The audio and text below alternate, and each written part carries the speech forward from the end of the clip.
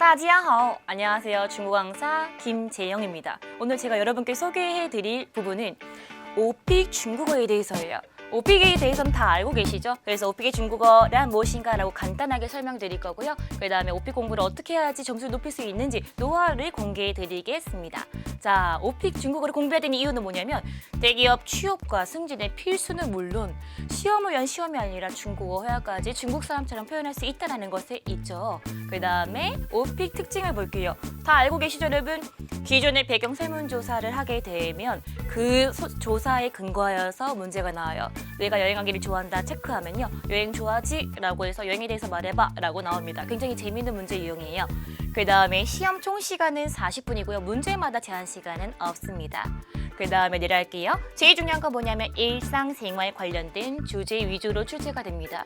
그러면 이걸 외우면요, 여러분 시험은 물론이거든요. 일상생활에서 여러분이 사용할 수 있는 패턴과 표현을 배울 수 있죠.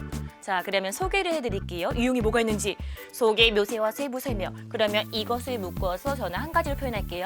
형용사나 사자성어를 많이 외우셔야 돼요. 예를 들면 很好, 좋다, 漂亮 이러지 않고 好를 이왕이면 훌륭합니다. 精彩 아니면 漂亮도 美丽라고 조금 더 단어를 업그레이드 표현하신다면 점수도 높아질 수 있겠죠. 자, 그 다음에 재밌는 건 뭐냐면 자, 역할 연기하고 그 다음에 상황 연기라고 보시면 돼요. 어떤 상황을 주어줘요. 야, 네가 다쳤어. 그러면 전화해서 사과하면서 말해봐. 이런 것들이 있어요. 그럼 전화해서 对不起,我不得不取消. 미안해, 내가 어쩔 수 없이 이 상황을 취소해야 돼 라고 어필할 수 있어요. 신기하죠? 자, 그러면 오픽 필살 노하우 이것만 기다렸어요. 여러분 시작해볼게요. 첫 번째, 중국 사람들이 쓰는 진짜 중국어 표현과 어감을 익혀야 돼요. 여러분 한국 사람들 특히 말할 때 我是韩国人 이렇게 늘리는 경향이 있는데요. 중국 사람들은 의미 단위로 끊어주셔야 돼요. 자, 그래서 끊어볼게요. 이렇게. 자, 유일하다 한번 가볼게요. 이, 그 다음에 美中不足的是. 자, 아름다움 중에 부족함이 있다. 즉 무엇입니까? 오게 티예요. 그러면 유일하게 오게 티는 이랬을 때 말하는 것처럼 唯一美中不足的是唯一美中不足的是. 예를 들면 어떤 상황을 제가 제시해 볼게요. 예를 들면 여행했을 때 굉장히 힘들었던 점을 말했을 때 예를 들면 交通不太方便 교통이 불편해 라고 얘기하는 게 아니라 이왕이면 唯一美中不足的是 交通不太方便 이러면 굉장히 중국 사람처럼 말하는 느낌을 주죠. 근데 이것도 여러분 아무 영혼 없이 唯一美中不足的是交通不太方便 이것이 아니라 말하는 것처럼 의미 단위로 唯一美中不足的是끊고 交通不太方便 이라고 표현하실 수 있어야 돼요. 두 번째 가볼게요. 자, 능청스럽고 뻔뻔하게 연기해라. 여러분 이건 남자분들이 더 많이 하시는 것 같아요. 저도 그렇고 여러분 우리 여자분들은 완벽한 문장 아니면 잘 얘기하려고 하지 않아요.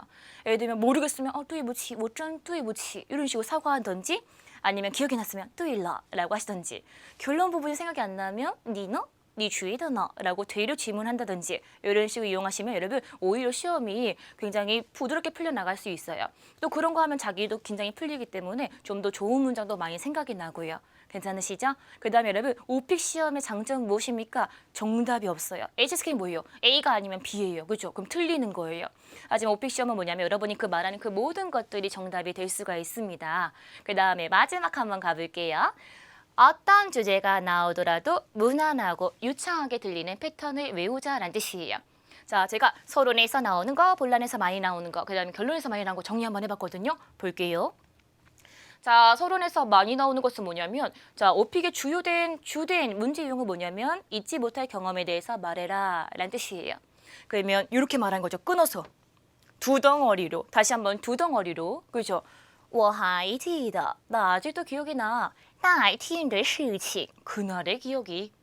그러면 말할 때 두 덩어리로 我还记得那天的事情我还记得那天的事情 이라고 표현하실 수 있어야 돼요. 능청스럽게 我还记得那天的事情. 그 다음에 내려갈게요. 본론입니다. 여러분 우리 이런 표현 아시죠? 무엇입니까? 受到压力. 受到压力 뭘까요? 스트레스를 받다라는 표현이에요. 그러면 오픽은 분명히 제가 말씀드렸습니다. 자, 오픽의 주제는 일상생활 관련된 문제가 많이 나와요. 예를 들면 영화 보기, 야영하기, 아니면 뭐 친구랑 놀기 이런 거 있잖아요. 그러면 그 모든 것의 원인이 뭘까요? 여기 보시면 스트레스를 받았기 때문에 스트레스를 풀기 위해서이다라고 위에다 동기 문장을 쓰시면 어디서나 표현할 수 있는 무난한 패턴이 되겠습니다. 예를 들면 자 멋있게 표현해 볼게요. 자 의미 단위로 하나, 둘, 셋, 세 덩어리 끊었어요. 그러면 我在日常生活中受到了很大的压力 이런 식으로. 그다음 뭐 하기 위해서 为了缓解压力 스트레스를 풀기 위해서 예를 들면 去旅行이라고 풀면 굉장히 멋있는 문장이 되죠. 그냥 단지 我喜欢去旅行 하는 것보다는 이런 동기를 쓰시는 게 제일 좋고요. 그 다음에 내려갈게요. 자 결론입니다. 이건 어디서나 다 쓸 수 있는데요. 자 무엇이 되다는 成为了成为了 그죠? 그 다음에 일부분은 무엇입니까? 일부분. 그럼 예를 들면 여러분 영화 보는 것이 내 생활의 일부분이 되었다. 아니면 그녀는 내 생활의 일부분이 되었다. 아니면 중국어 공부하는 내 생활의 일부분이 되었다. 이런 걸 다 쓸 수 있어요. 예를 들면 뭐 사람을 제가 말해볼게요. 예를 들면 진老师, 진老师成为了我生活中的一部分. 아니면 여행 가는 것은 去旅行成为了我生活中的一部分이라고 표현할 수 있습니다. 어떠세요, 여러분?